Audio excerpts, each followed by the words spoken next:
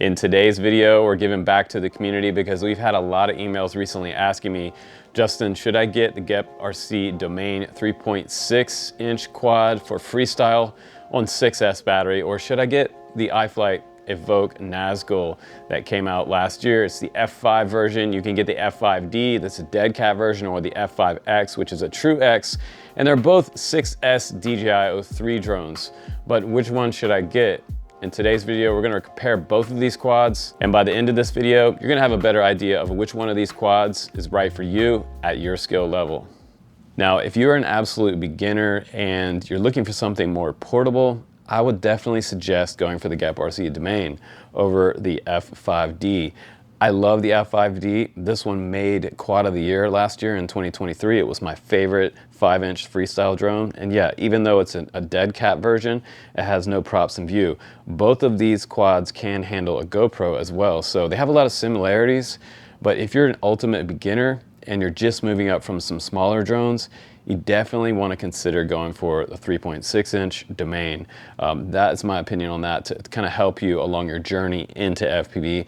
It's kind of hard to jump right from flying something like a 2-inch Cinewhoop to flying something as powerful as a 5-inch. So I always suggested in the past from moving up, starting with tiny whoops, going to 2-inch, and then making the progression to 3-inch, and then 5-inch, and then finally 7-inch. So that's usually the progression of getting into FPV that we suggest. The current price of both of these quads, it kind of differs. Right now, GepRc is on Chinese New Year, and they're offering like an 8% discount if you decide to get the DoMain, which is pretty cool. So when you load up their website, if you use our link down below, you can copy that coupon code and you can get 8% off. And right now, it looks like the GepRc DoMain 3.6 is $479. By the time you add a receiver, you're gonna get around the $500 price point for the DoMain. Now, if you wanna save $100, buy yourself the DoMain. You're gonna have a lot of fun with it. We're gonna talk about why coming up in this video. Now, if you want to spend a little more money, another $100 will get you the Evoque V2. So that one is going to be much larger, and it's going to have a lot different performance and carry capability than the GepRc DoMain. As far as portability goes, the DoMain is going to be the better pick there, again, because it's a little bit smaller, but has a very high 10-to-1 power ratio. Now, the DoMain 3.6 version, this frame is a DC version, otherwise known as dead cat, and it does have 170 millimeter from motor to motor on this DC frame. So it's gonna make it a little bit more portable. If you wanna go with the 5-inch, that's gonna be a pretty standard size at 220 millimeter from motor to motor on this DC frame. And you can see that my Nazgul's actually been upgraded. It's on the left-hand side of your screen, and it's been upgraded to Velox 2306 motors, mainly because I had them laying around, and I just prefer 2306 over the 2207s that the Nazgul comes with. So the Nazgul comes with the Black Series motors. They are Zing Series 2, and they have black bells on them, and they don't have any printing usually on these. So replacing them, you have to make sure you just get the same ones from the GepRc website. I don't recommend mixing up KV, so be pretty careful about that. Now, GepRc's quad, it's a little bit smaller. It has 2105.5s on there, and those are 2650 kV. They are the SpeedX X2 versions, and even though they're smaller, this quad has quite a high performance power to weight ratio, again, like 10-to-1. So I really didn't even feel the GoPro on this quad, which is kind of amazing for such a small quad frame. My current prop of choice on the Nazgul F5 is the GemFan Spang props. These are the 4934-3 props. I'll try to put some links down below for these. They are nice and kind of a medium chord toward the hub of the motor, and a really nice taper tip on the outside. So it gives you good performance at the high end of the stick from that kind of midway up to the high point. You don't have a lot of oscillations back to the flight controller, which is great with this prop. We talk about flight controller tuning on this channel all the time, and I always start with a good prop and then I tune from there. If you start with a bad prop, it's a lot harder to tune the quad. So take that advice and make sure you start out with a good prop. The DoMain props also are GemFan. They're going to be a little bit cheaper as far as cost versus 5-inch, but it's really not that big of a difference. These are 3.6-inch props, and the numbers on these are 3630-3. These also kind of have a medium cord. They have a bit more pitch on them right near the hub, so it gives this quad the extra lift that it needs in that medium to high throttle situation. Since this quad is so small, it has a less of a wingspan as far as the prop surface goes, so you need that little bit of extra pitch in there to give it that extra oomph that you're going to need to pull off those power loops and things like that, and those big maneuvers when you come back down around low and you have a GoPro sitting up top here. You just want a little more power in that power system, and this prop will provide that. The best FPV Freestyle performance battery that we tried on both of these quads, and my go-to battery right now, is the 6S R line from Tattoo. This is a 1200 milliamp pack, and you can see it has the XT60 here. We're also going to talk about connection on both of these quads as well coming up, but I was able to get a respective 6 minutes flight time out of the GepRc DoMain over on the right-hand side of your screen with this battery, and the power to weight ratio feels good without feeling too loaded down. I think something like a 1550 milliamp just feels a little bit too big for the DoMain. So if you want to fly a 1550, you're better off flying it on a 5-inch. A 6S 1550 on the Nazgul can get you on upwards of 7 minutes flight time. So you can get a little bit longer flight time with something like the Nazgul if you can run a larger battery and you don't choose to run the GoPro. You're going to get a much longer flight time, maybe even another 30 seconds to a minute without flying a GoPro on each of these quads. It'll just give you a better performance as well during your flight.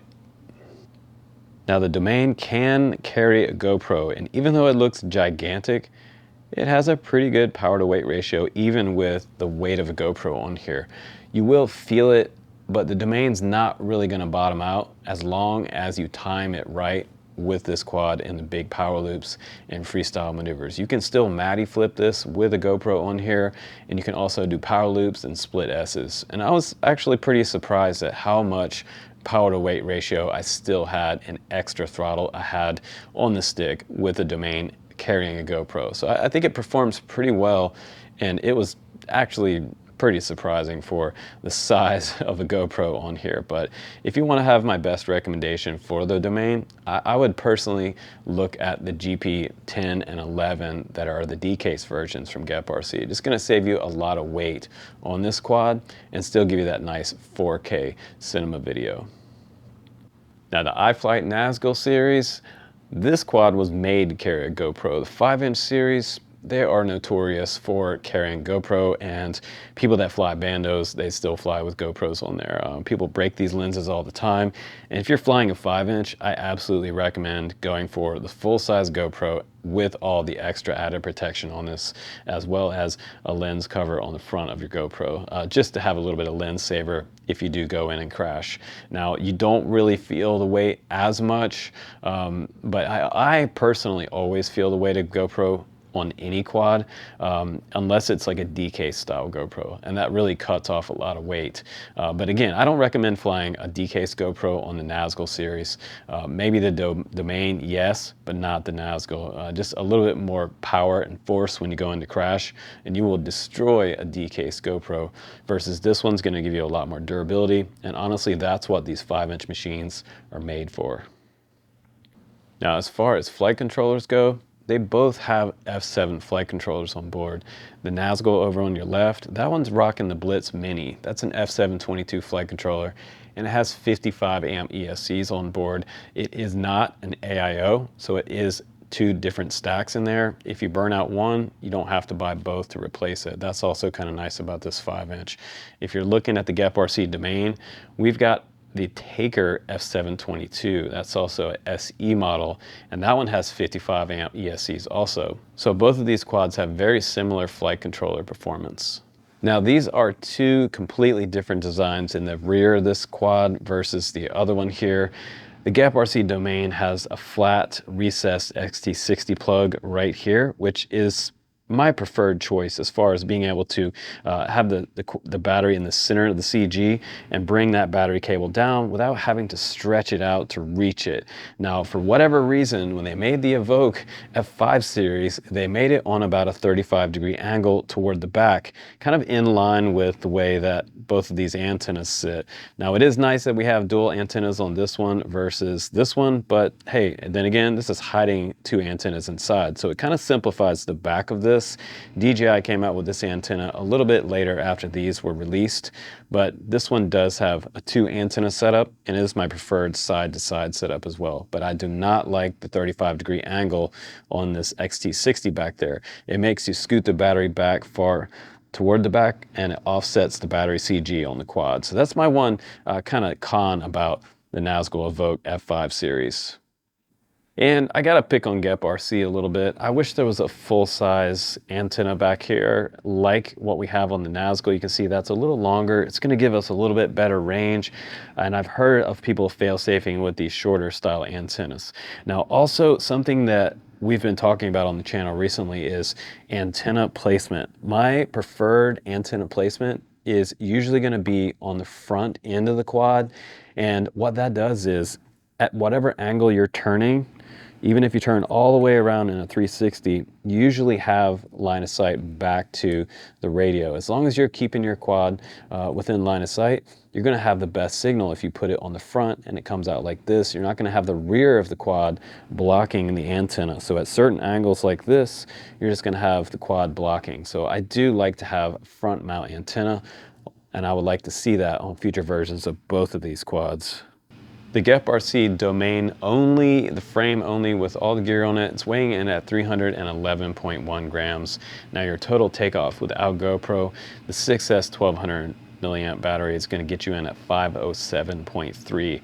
Now by the time you add a full-size GoPro on here, that's really going to get you up in the 600 range at 660.4 grams total takeoff weight. The Nazgul Evoque V2 on the scale is 469.9 grams. If we add that 1200 milliamp battery on there, that is going to weigh us in at 666 grams, and with the weight of the GoPro Hero 10, that gets you up to a whopping 819.3 grams total takeoff weight. Now, I know some of you guys crash hard, and durability is a big factor here, and I have to tell you, there's kind of some interesting theories behind both of these quads. Now, this quad has been extra beefed up, 6mm arms. The DoMain has 4mm arms. But what are the advantages of having a little bit thinner arm? These arms are a little bit shorter, so they may break as less. And that, you know, is an FPV freestyle theory. Shorter the arms, the less they're gonna break. So we can kind of skimp on having them so thick. Now, if these were 6mm arms, and I don't really feel like it needs it because even at high speeds, this quad will tumble across the ground. You can pick it up. Sometimes you don't even break a prop. You can fly again. It's pretty amazing. Now, 6mm arms also, the bigger it is, the heavier it falls. And sometimes you can break arms, but these are replaceable arms on the bottom. And they also come with the built-in LEDs, which I think is super cool. The iFlight logo lights up on the bottom. But this is going to come in probably maybe a little more durable. It really depends on how you crash, what you hit, and at what speed. So FPV freestyle durability tests, it all depends on what you hit, how fast you were going when you hit it. So this will definitely give you a little bit of advantage having a shorter arm, and you may have to replace these a little bit less. This one also has M2 hardware all over this whole quad, and they both come with side skirts so that it protects the flight controller and your ESCs inside the quads. So you keep that scraggle out of there. And while we're on the topic of durability, let's talk about the front end of both the DoMain and the Nazgul. Now, they both have 7075 aircraft aluminum. They have front plates on the front here to protect it in a frontal crash, and they also have some side protection and the skirts back here. So there is a major difference though between both of these quads. The Nazgul F5, it has a bottom brace standoff across the bottom right here, which gives you really nice protection for your O3 camera in those really hard frontal crashes. You need some kind of protection in here for this camera to be able to survive that. I also recommend having a camera cover over top of your O3. You can get the ones that snap right on the front, whether it's an ND filter or some kind of just standard lens cover. It's really needed for FPV freestyle if you're a beginner. You don't want to break this lens. Once you do that, you're going to be buying a new $65 camera.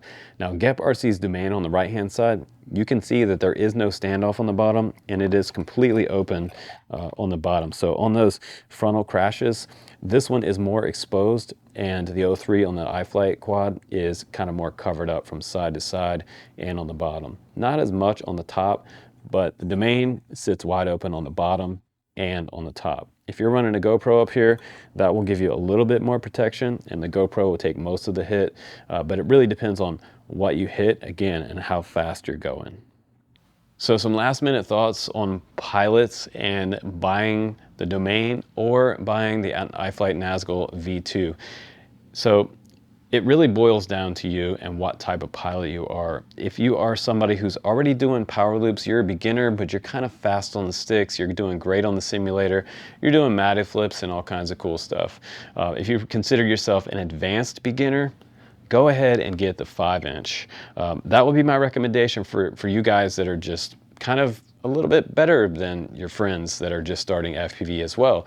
If you go with some other guys and you guys are all brand new beginners and you happen to be the best one in the pack, go ahead, by all means. If you're moving up from a 2.5-inch, a 3-inch Cinewhoop, go ahead and go for a 5-inch and have some fun on 6S.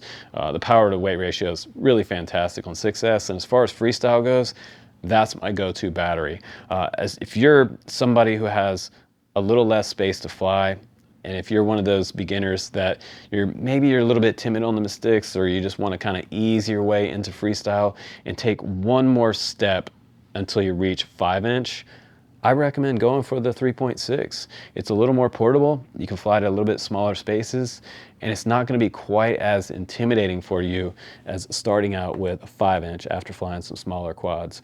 This really is a big step to flying something much more aggressive and with a lot higher performance than what you're going to be used to. So beginners, the ultimate beginners, if you're starting out in freestyle, go ahead and get a DoMain.